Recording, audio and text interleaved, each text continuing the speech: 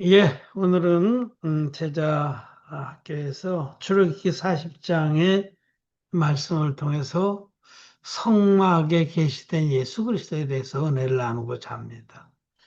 오늘 말씀은 출애굽기 40장 1절부터 3절, 또 12절부터 13절, 그리고 16절 이렇게 몇 말씀을 발췌해서 읽겠습니다. 출애굽기 40장 1절부터 3절입니다.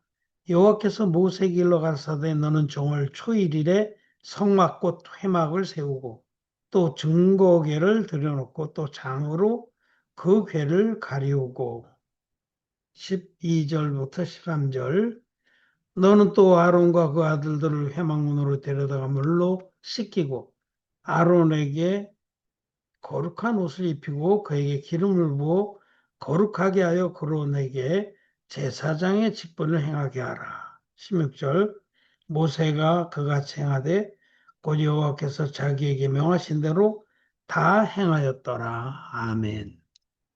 예, 여기 우리가 몇 기절만 발췌해서 읽었지만 그 사이사이는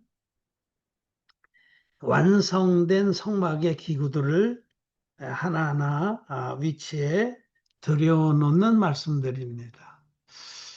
출애굽기는 애굽에서 이스라엘 백성을 탈출시킨 하나님의 역사를 기록하고 있는데 이스라엘 백성이 애굽을 빠져나와서 어, 홍해를 마른 땅으로 홍해를 가르시고 마른 땅으로 이스라엘 백성이 건너서 도달한 곳이 시내 광야입니다. 처음에 그 시내 광야, 시내 산이 있는 그 주변 지역에 이르러서 거기서 머무릅니다. 그 시내 산에 올라가서 모세가 하나님께로부터 계명과 성막 제도를 받고 내려와서 이제 그 말씀하신 하나님이 보여주신 식양대로 모양대로 성막을 만들어요.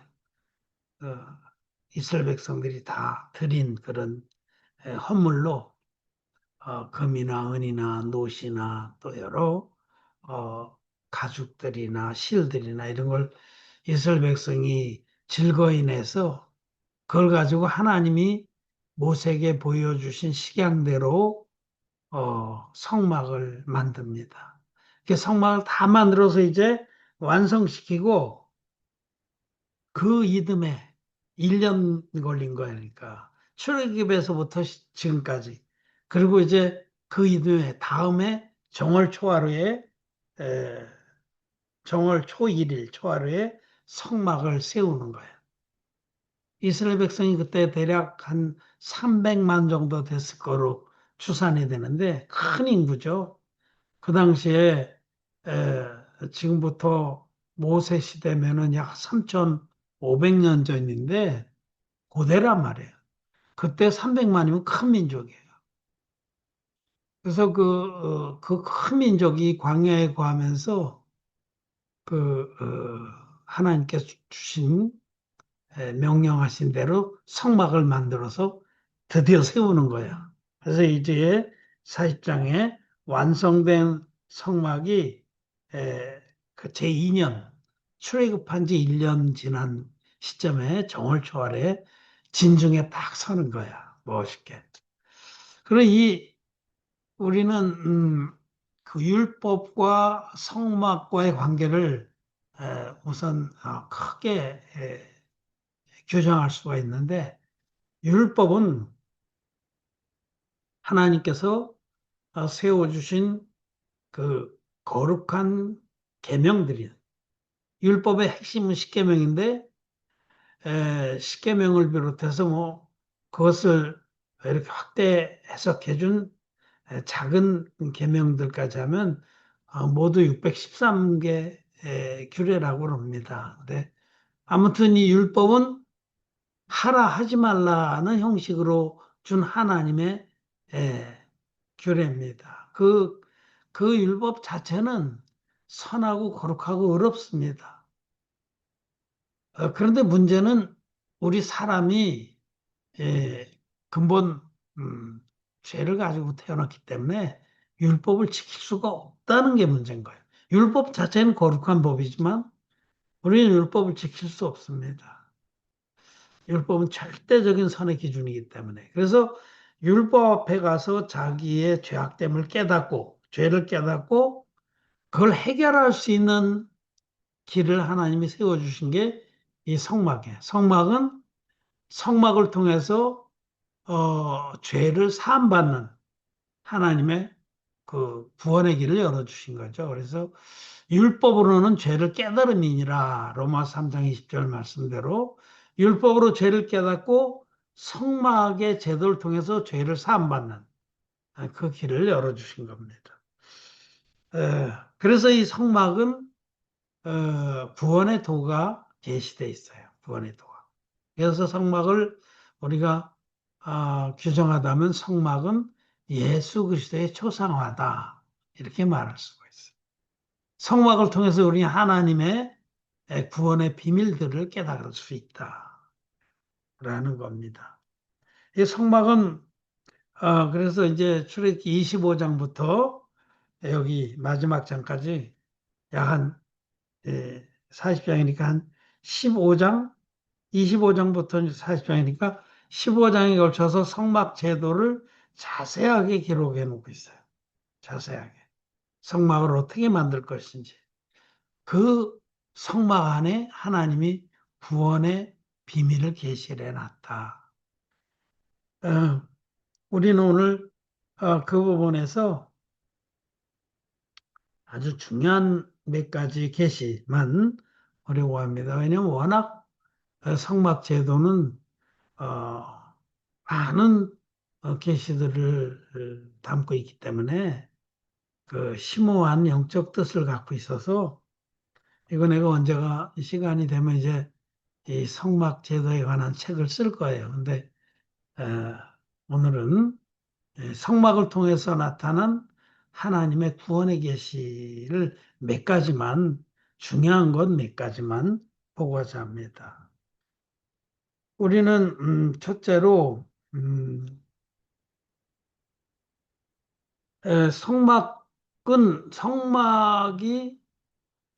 성막의 기능, 성막에서는 주로 제사장들이 일을 했는데 제사장들의 존재 이유, 또 성막을 주신 이유는 제일 큰 것은 속죄제사입니다. 그래서 출애굽기가 넘어가면 지금 40장 넘어가면 바로 레위기인데 이 한 장 너머에 제일 먼저 기록된 것이 레위기 1장이 속죄제사에 관한 거예요.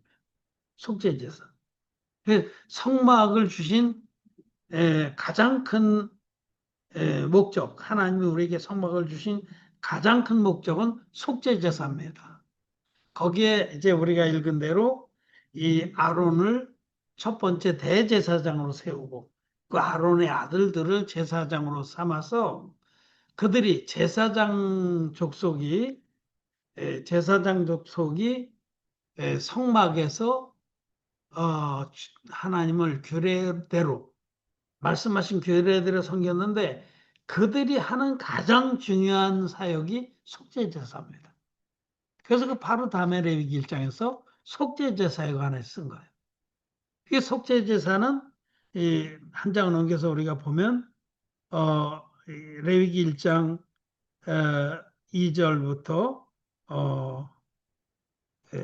5절까지 이스라엘 자손에게 구하여 이르라 너희 중에 누구든지 여호와께 예물을 드리거든 생축 중에서 소나 양으로 예물을 드릴지니라 그 예물이 소의 번제이면 흠없는 수컷으로 회막문에서 여호와 앞에 연락하실도록 드릴지니라 그가 요 번제물의 머리에 안수할지니 그가 그리하면 연락되어 그를 위하여 속죄가 될 것이라 그는 여호와 앞에서 그 수송아지를 잡을 것이요 아론의 자손 제사장들은 그 피를 가져다가 회막문 앞 단 사면에 뿌릴 것이며 자 회막 또는 성막을 주신 가장 큰 목적은 속죄 제사를 드리라고 하나님이 성막 제도를 주신 겁니다. 우리가 이제 그림을 펴놓고 보면 내가 그림을 하나 하겠다. 잘 보이죠? 요 그림이 요게 성막의 평면도입니다. 성막의 평면도. 이제 여기 보면 이 아래쪽이 이게 동쪽이에요, 아래쪽이. 그래서 동쪽하고 서쪽은 짧고 남쪽하고 북쪽은 길어. 동쪽 서쪽은 50규빗. 지금으로 치면은 25m 정도 대략으로 합시다. 25m의 이 긴 쪽이 이게 100규빗 50m. 25에 50 정도니까 이게 축구장 하나보다 직접 훨씬 축구장의 그 길이가 90m라고 내가 알고 있는데 그렇게 크지 않아요, 성막이. 이런 이제 이 바깥으로는 성막 뜰을 구별하는 뜰 담이고 여기 이제 각 5규빗 거리마다 이렇게 기둥이 있어. 그러니까 동쪽하고 서쪽은 이게 50규빗이니까 10개가 있어 기둥이. 이제 11개지 칸이 10개고 남쪽 북쪽은 이제 20개, 21개 이게 칸으로 치면 20칸 요런 정도의 규모의 그 성막입니다. 그래 동쪽으로 아래쪽에 여기가 성막 뜰문인데 여기 이제 담장이 5규빗 높이를 쳐 있기 때문에 안이 들여다 보이진 않아. 높이도 2.5m, 2.5. 그러니까 사람이 볼 수 없죠. 하얀 천으로 둘러져 있고 이 성막 뜰문은 남쪽에 있는 뜰문은 청색, 자색, 홍색 실과 곰배 실로 화려하게 짜져 있어서 이 카페트 문을 열고 들어가면 번제단이 나옵니다. 이게 번제단. 그다음에 또 지나가면 물두멍이 나고 큰 데야 아주. 큰 바라라 그래서 노수로 만든 큰 데가 있고 거길 지나가면 이제 요 작은 집이 나타나는데 요게 사실은 성막이야 요게 요게 성막입니다. 이게 이 성막은 그 태버네클이라고 영어로 되는데 이 천막으로 된 집이죠. 그리고 이거는 이제 조립식으로 돼 있어서 판넬로 이렇게 그 남쪽, 서쪽, 북쪽 이렇게 세 군데는 조리식으로 다다닥 맞추고 우리 장영재가 조리식 잘하는데 그리고 이제 동쪽을 향해서 이렇게 문이 있어. 여기도 또 똑같이 휘장으로 돼 있는데 열고 들어가면 여기 처음 만나는 공간이 이게 지속 성소라고 그래. 성소 홀리 프레이스 성소라고 하고 성소에는 오른편에 떡상 왼편에 촛대 금촛대 그리고 전면에 향단 향을 피우는 단이 있고 또 하나 휘장이 있어. 그 휘장을 젖히고 들어가면 여기가 지성소입니다. The most holy place. 지성소. 이 지성소에는 그 언약궤가 있어요. 언약궤. 아카시아 나무로 짜서 금으로 입힌 이 언약궤 안에는 아론의 쌍난 지팡이, 만나를 담은 금향아리, 십계명 두 돌판 이렇게 그 성물이 세 가지가 들어있고 그 언약궤를 덮고 있는 그 뚜껑은 금 한 달란트로 쳐서 만든 것인데 그 뚜껑에 양쪽에 천사들이 이렇게 날개를 펴서 새겨져 있어요. 그래서 그거를 그곳에서 하나님께서 임재해서 죄를 사해 준다 해서 시은자라 그래요. 시은자. 은혜를 베푸는 곳. 이렇게. 이런 구조로 돼 있다. 우리 성막의 대략적인 외형을 말하는데 자, 여기에 이제 성막의 동쪽 뜰문을 제치고 들어가면 번제단이 나오는데 여기가 바로 속죄 제사를 드리는 곳입니다. 자, 이제 이 성막의 모형을 보면 대략 이렇게 그림이 나와 있어요. 이제 광야에 이렇게 만들었는데 아까 얘기한 대로 동쪽하고 서쪽은 약 25m, 50규빗, 남쪽과 북쪽은 100규빗 이렇게 돼 있는데 동쪽으로 해 뜨는 쪽으로 이렇게 이 장이 이 폭이 이그 폭이 이게 몇 규빗이야? 이게 한네 개일까? 20규빗 아니 20규빗 맞아. 20규빗 때는 그런 그 문이 있어. 이게 카페트로 짠 문인데 요 문을 청색, 자색, 홍색 실과 곰배 실로 짰어. 이게 카페트로 돼 있어. 그래서 이걸 젖히고 들어가면은 제일 처음 만나는 게 이 번제단이라 번제단. 번제단은 이제 노수로 만들어서 이렇게 이 높이가 뭐 3규빗 되고 폭과 그 가로 세로가 이제 5규빗 되는 이런 아카시아 나무로 만들고 노수로 쌌어. 그래서 이 중간에 이 번제단에 3규빗 되는 중간에 놋 그물이 달려 있어서 놋 그물이.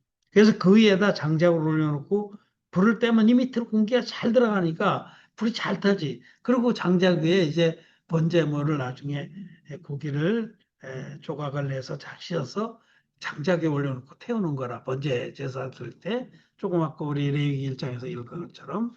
자, 제사장들은 이 성막에서 제일 드리는 많은 제사가 있는데 그중에 속죄 제사가 제일 중요합니다. 이 속죄 제사를 통해서 이스라엘 백성이 죄 사함을 받게 하기 위해서 이 성막 제도를 세워준 것이다. 이 속죄 제사에는 이일치 속죄 제사가 있고 또 1년치 속죄 제사가 있는데 이 레위기에 보면 전반부에는 이렇게 이일치 속죄 제사가 많이 나와 있어요. 평민의 하나가 죄를 범하면 그는 흠없는 암염소를 끌고 와서 이게 이제 여기 원형이 속죄 제사의 기본형이 여기 나와 있다면 레위기 4장에 가면 4장 27절에 만일 평민의 하나가 여호와의 금령 중 하나라도 부지 중에 범하여 허물이 있었다가 그 범한 죄에 깨우침을 받거든 그는 흠없는 암염소를 끌고 와서 그 범한 죄를 위하여 그것을 예물로 삼아 그 속죄제 희생의 머리 안수하고 그 희생을 번제소에서 잡을 것이요 제사장은 손가락으로 그 피를 치고 번제단 뿔에 바르고 그 피 전부를 단 밑에 쏟고 그 모든 기름을 화목제 희생의 기름을 취한 것 같이 취하여 단위에 불살라 여호와께 향기롭게 할지니 제사장이 그를 위하여 속죄한 즉 그가 사함을 얻으리라. 이 성막을 주신 근본적인 목적이 죄사함을 받게 하는 것이라고 성경은 강조하고 있습니다. 평민 하나가 여호와의 율법 중에 계명 중에 하나 어겨서 죄가 있다고 그 죄를 깨달았어. 그래서 괴롭거든. 첫째, 흠 없는 암염소를 끌고 와라. 흠 없는 거. 첫째 조건. 둘째, 그 염소의 머리에 안수해서 자기 죄를 그 희생 염소에게 넘기는 겁니다. 이 안수는 죄가 넘어간다 이 뜻이니까. 어? 둘째, 이 말씀 그대로. 어? 그 3절에 그 속죄지생의 머리에 안수하고 굉장히 중요한 거 안수. Lay on of hand. 안수. 안수는 죄가 넘어갑니다. 그 다음에 셋째로 이 번제소에서 저 불을 타는 번제소 이걸 끊어. 그래서 피로서 죄값을 지불하고 이 피를 그 번제단의 뇌기탱이에 뿔이 있는데 거기 뿔에 바르고 남은 피는 번제단 밑에 버리는 거야. 이거는 두 가지의 빛이라는 것은 이 번제단은 하나님 보좌 앞에 그 심판책을 계시합니다. 그 에레미야 17장 1절 말씀. 또 나중에 이제 계시록 20장에도 21장에도 그 말씀을 하고 그래서 사람이 죄를 범하면 하나님 보좌 앞에 심판책 기록되고 우리 마음판에 기록되는데 이 두 군데가 다 도말돼야 돼. 그래서 피로서 번제단 뿌려 바르고 나머지 피는 번제단 밑에 땅에 뿌렸다는 거. 이 땅은 마음을 말하는데 우리 마음에도 죄값이 치러지게 된 거지. 증거로 피가 생명은 피에 있나니 피가 죄를 속하느니라 이 말씀대로. 그래서 이 제사법대로 이스라엘 백성은 이렇게 죄산 받으며 살지만 1년 동안 죄가 가득 쌓이면 그러면 하나님이 그 죄를 짓고 일일이 다 제사 못 지내니까 쌓인단 말이야. 쌓이면 매년 제7월 제10일에 이레기 16장에는 매년 제7월 제7월 제10일에 이 족제의 제사를 드리게 하셨어요. 레위기 16장 17장의 말씀. 이날에는 이 성막에 있는 모든 제사장들은 다 나가야 됩니다. 이날에는 대제사장 홀로 이 성막 안에서 제사를 드립니다. 이때에 이 대제사장이 이제 수송아지 한 마리로 먼저 자기와 자기 가족을 위해서 제사를 드리고 그것도 똑같이 그 머리에 안수해서 자기와 자기 가족의 죄를 넘긴 다음에 그 수송아지 목을 끊어서 피로써 죄값을 치르고 그다음에 그 수송아지를 잡아서 그 기름을 다 떼내고 내장도 깨끗이 씻고 고기는 가죽을 뺏기고 고기는 잘 썰어서 번제를 드려요 이렇게. 그런데 이제 그때는 그 피를 가지고 이 지성소로 들어가는 거예요 여기 이 안에 이 성막 안에 지성소에 들어가서 이 속죄소 언약궤를 덮고 있는 속죄소 위와 동편에 피를 7번 뿌려. 7번. 일곱이라는 숫자는 완전수입니다. 하나님의 숫자입니다. 하나님, 이 피로서 내 모든 죄가 깨끗이 씻어진 걸 믿습니다. 하고, 그러고 나와서 이제 여기 성소로 나와서 향단이든지 떡상이든지 촛대에도 다 피치를 해. 이렇게 이제 모든 그 제사를 수송아지로 자기와 자기 가족을 위해서 제사 드리고, 이번에는 백성들 전체, 300만의 백성들을 위해서 두 마리의 수염소를 준비합니다. 두 마리의 수염소. 그래서 그 제비를 뽑아. 그 안에서. 뽑아서 먼저 뽑힌 놈으로 똑같이 수송아지에게로 드린 제사와 똑같은 제사를 이 안에 성막에서 드리고 머리에 안수해서 죄를 넘겨 누구 죄? 이때는 백성들의 죄를 넘기는 거예요. 대표로. 아론이 백성들의 죄를 그 수염소에 넘겨서 고를 목을 끊어서 피로 또 피를 들고 똑같이 이 지성소에 들어가. 똑같이 수송아지로 한 것처럼. 똑같이 언약궤 위에 또 동편에 7번 뿌리고 나와서 향단, 촛대, 떡상에도 바르고 그리고 나와서 이렇게 번제단에서도 뿌리고 또 똑같이 번제를 드려. 자, 이 성막 안에서의 제사는 다 끝났는데 백성들 300만 원이 밖에서 자기들 마음의 죄는 아직 해결이 안 됐어. 안에서 뭐 소리가 나는데 대제사장의 옷에는 금방울이 달려 있어 밑에. 그래서 딸랑딸랑 소리가 나고 뭐 저기 짐승 죽는 소리가 나고 그러는데 연기도 피어오르는데 궁금해 죽겠어. 근데 드디어 이제 성막들 한쪽을 이 뜰문이라고 뜰문 한쪽을 제끼고 아론이 밖으로 나오는 겁니다. 근데 아론이 이 밖으로 나와서 이제 백성들이 보는 앞에서 두 번째 염소 제비 뽑아서 저 두 번째로 뽑힌 한 놈 뽑혀서 먼저 갖고 그 두 번째 염소의 머리에 이렇게 세례를 베푸는 겁니다. 이렇게. 이렇게. 요게 요 세례가 바로 아론이 이스라엘 백성의 대표로서 이스라엘 백성의 머리 저 그 속죄 제물인 그 우리 성경에는 아사셀 염소라고 돼 있는데 그냥 흠정역 성경에는 그냥 희생 염소에 머리 안수하는 겁니다. 레위기 16장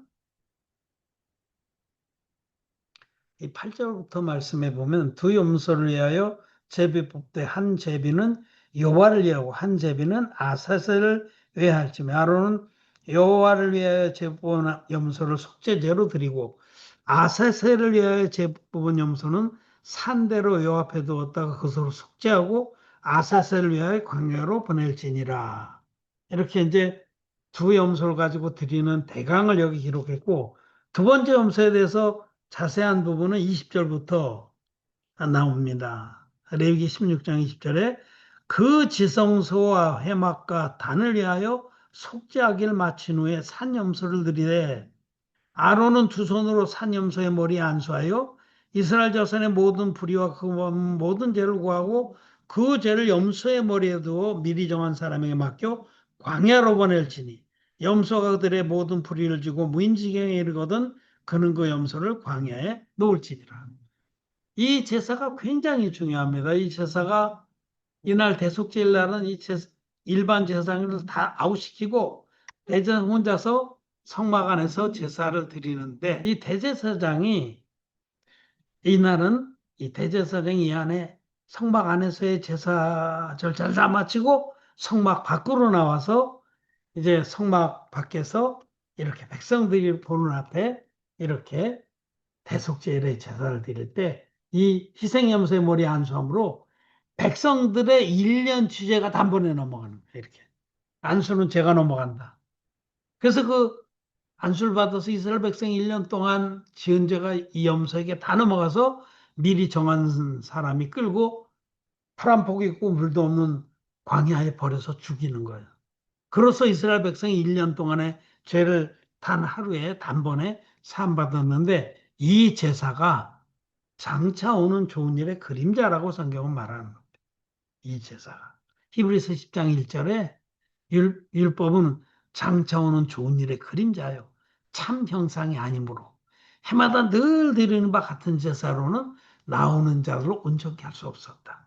이들이 해마다 똑같이 제7월 제10일에 이 성막에서 대속제일의 제사를 드렸지만 제사 드릴 때 잠시 반짝하는 거지 제사 드리고 나서 바로 또 죄인이 되는 거예요. 그래서 이거는 장차 오는 좋은 일의 예고편에 불과하다. 그림자다. 그 장차 오는 좋은 일이 뭐냐? 그거는 장차 오는 좋은 일이라는 건 하나님의 어린 양. 장차 오는 좋은 일이라는 것은 하나님이 이제 한 영원한 제사를 드리게 하려고 아들을 아낌없이 우리에게 보내주신 그 사건이죠. 그래서 예수님이 이제 이 땅에 오셔서 이 성막을 통해서 계시해 주신 그 예고편대로 당신의 몸으로 한 영원한 제사를 드려 주셨다. 그러면 성막의 속죄제사는 반드시 세 가지 조건이 충족돼야 되는데 첫째로 흠없는 제물이 있어야 되고 둘째로 반드시 안수에서 죄를 넘겨야 되고 반드시 피 흘리고 죽어야 되는 거예요. 그 예수님이 흠없는 제물이에요. 예수님이 하나님이 육신 입고 온 분이기 때문에 하나님의 어린 양의 흠없는 제물이 오셔서 이 안수로 죄를 언제 넘겨받았냐 이거의 둘째 조건 이게 바로 예수님 받으신 세례입니다. 장차 오는 좋은 일의 그림자인 대속죄의 제사의 본편으로 오신 예수님이 이 대제사장 아론의 직계 후손이고 전 인류의 대표자 여자의 몸에서 난 자 중에 가장 큰 자인 세례요한에게 안수를 받은 이 사건이 요단강의 세례입니다. 요단강의 세례는 구약의 안수입니다. 구약의 안수가 신약의 세례라. 그래서 예수님 받으신 그 세례를 통해서 예수님 세례 받으실 때 세례요한에게 이제 허락하라. 우리가 이와 같이 하여 모든 의를 이루는 것이 합당하니라. 하신 대로 세례요한의 안수를 통해서 세상 모든 죄가 예수님께 넘어갔기 때문에 세상에는 모든 의가 이루어진 것입니다. 그래서 예수님은 세례받은 이튿날 보라 세상 죄를 지고 가는 하나님의 어린 양이로다 라는 증거를 받으신 겁니다. 그래서 예수님은 세례로 세상 죄를 나와 여러분들의 죄를 짊어진 것이 확실합니다. 그래서 이 땅에 의가 이루어져. 예수님은 이 세상, 세례로 세상 죄를 짊어지고 십자가에 가셔서 마지막 세 번째 조건, 피 흘림. 피 흘림이 없은즉 사함이 없니라. 십자가에 6시간 동안 못 박혀서 피를 흘려서 마지막에 다 이뤘다고 외치시고 돌아가심으로 또 부활하심으로 예수님께서 물과 피로 임하셔서 요단강물의 세례와 십자가의 피로 임하셔서 요한에서 5장 6절에 이는 물과 피로 임하신 자리 물과 피로 임하셔서 우리의 모든 죄를 흰눈같이 씻어주신 구원의 사역이 이 성막의 속죄제사에 계시되어 있는 겁니다. 우리는 성막에 이 성막을 주신 가장 큰 하나님의 그 뜻이 성막의 속죄제사를 통해서 한 영원한 제사를 드리러 오실 예수님을 기다리게 하신 거죠. 또 이제 아주 중요한 거 하나는 이제 성막의 뜰문이라든지 또 성막 뜰문이고 요건 성막의 문이고 또 지성소 앞에 요 지성소 앞에 가로막은 휘장 예수님 돌아가실 때 다 이뤘다 하실 때 그 휘장이 지성소 앞에 휘장이 큰 폭으로 쫙 짜졌는데 이 지성소 앞 휘장이든지 또 하나는 이 성막을 덮고 있는 덮개가 네 가지예요. 이게 이 사실 제일 속덮개가 이게 성막이라 이게 앙장이라고도 하고 성막이라고도 하는데 그다음에 뭐 양털로 짠 거 뭐 붉은 물들인 수양의 털 그리고 이제 물돼지의 가죽 이렇게 네 겹의 그 덮개로 돼 있는데 마지막 건 방수죠. 근데 이 제일 속도계 이게 제일 중요한데 이 속도계나 성막의 문이나 지성소 의장이나 성막들 문이나 이 네 가지 또 더 나아가면 대제사장의 가슴에 붙인 흉배, 가슴에 붙인 흉배 이런 것들, 에봇 이런 것들은 똑같이 청색, 자색, 홍색질로 짜져 있어요. 고운 배실을 바탕으로 해서. 근데 이것은 뭘 말하냐면 청색실, 홍색실, 자색실. 그, 그 자색은 왕을 뜻해요. 옛날에 왕들이 이 성경 시대에는 자색 옷을 입었어. 응? 자색 옷을. 성경에 여러 군데 있어요. 예수님도 돌아가실 때 자색 옷을 입혔다가 뺏기고 못을 박았어요. 그 유대인의 왕이라고 조롱하게 했어. 그, 그 자색은 왕이다. 라는, 즉, 자색은 예수님이 만왕의 왕이신 하나님이다라는 뜻입니다. 그리고 청색은 물의 색이에요, 물의 색. 이게 물. 이 물은 예수님이 요단강물에서 받으신 세례를 계시하고 홍색은 피. 예수님 흘리신 십자가의 피에. 그래서 청색, 자색, 홍색, 이 세 가지 색은 요한일서 5장 8절의 말씀과 합하는 겁니다. 요한일서 5장 6절부터가 이제 원형복음에 대한 말씀인데 원형의 복음, 예수님이 완성하신 원형의 복음은 예수님은 물과 피로 임하신 분이다 이렇게 6절에서 선포하고 그리고 8절에 가서는 이렇게 말씀합니다. 요한일서 5장 8절에 증거하는 이가 셋이니 성령과 물과 피라 또한 이 셋이 합하여 하나니라. 예수님이 전 인류의 죄를 완벽하게 없애주셨다고 증거하는 이는 셋입니다. 성령의 증거, 물의 증거, 피의 증거. 자색실, 청색실, 홍색실로 짜진 이 성막의 아주 중요한 부분들. 이 세 가지입니다. 자색실은 예수님 하나님이시다. 성령이 증거하는 바는 예수님 하나님이시다. 하나님의 아들이다. 흠없는 제물이다. 그리고 청색실이 증거하는 건 물의 증거 여기 있듯이 성령의 증거, 물의 증거, 피의 증거 청색실은 물의 색입니다. 그 예수님이 사람이 돼서 오신 하나님의 아들 예수님이 요단강물에서 세례받음으로 인류의 모든 죄를 단번에 짊어지셨다. 그리고 홍색실 그 예수님이 세례로 담당한 인류의 죄를 갖게 해서 십자가에서 보혈을 흘려서 죄값을 다 이뤘다기까지 깨끗이 갚아주셨다. 이 세 가지 증거가 합하여 하나라고 그랬어요. 증거하는 이가 셋이니 성령과 물과 피라 또 이 셋이 합하여 하느니라. 이 세 가지 증거가 다 있어야만 온전한 복음이다라는 겁니다. 만약에 이 성막 제도에서 하나님이 이렇게 청색실, 자색실, 홍색실로 짜라고 그랬는데 청색실 빼버리고 그냥 응? 곰배실에다가 홍색실하고 자색실만 섞어 짰어. 그 하나님이 이거 인정하시겠어요? 그 하나님이 원하신 성막이 아니고 하나님이 주신 복음이 아닌 거예요. 그 오늘날 기독교인들이 예수님이 받으신 세례를 확 빼버리고 예수님이 하나님이시다. 성령의 증거와 예수님이 십자가에 돌아가셔서 우리를 위해서 피 흘렸다. 이 두 가지만 믿어요. 그런 건 확 꺾어버리십니다. 하나님이. 그거는 가짜 복음입니다. 다른 복음입니다. 그래서 우리는 오늘 이제 간단히 여기까지만 말씀드리고 이 성막제도에서 중요한 두 가지만 얘기를 해요. 하나는 성막을 주신 목적은 율법으로 죄를 깨닫고 성막에서 죄삼을 받으라고 주신 거예요. 그리고 이 성막은 우리의 예수님께서 장차 오셔서 한 영원한 제사를 드려주실 것의 모형이다. 성막의 대속제의 제사를 통해서 우리는 한 영원한 제사를 드려주실 예수님을 기다리게 하신 것이다. 그리고 또 성막제도 구석구석에 하나님의 그 궁율하신 구원의 법이 세미하게 기록돼 있어요. 뭐 사실은 성막에 대해서 책을 두껍게 써도 다 못 써. 뭐 성막의 말뚝서부터 번제단도 세미하게 그런 구조라든지 뭐 널판이라든지 뭐 모든 거 하나하나 성막들의 기둥이라든지 모든 것들 하나하나가 많은 하나님의 깊은 영적 계시를 담고 있습니다.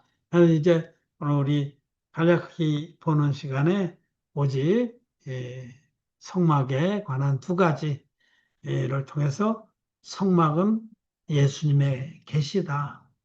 성막을 통해 나타난 하나님의 구원의 계시에 대해서 은혜를 나눴습니다. 우리는 이 계시들을 통해서 복음을 더 견고히 믿고 또 전파하는 그런 믿음의 사람들이 되기를 바랍니다.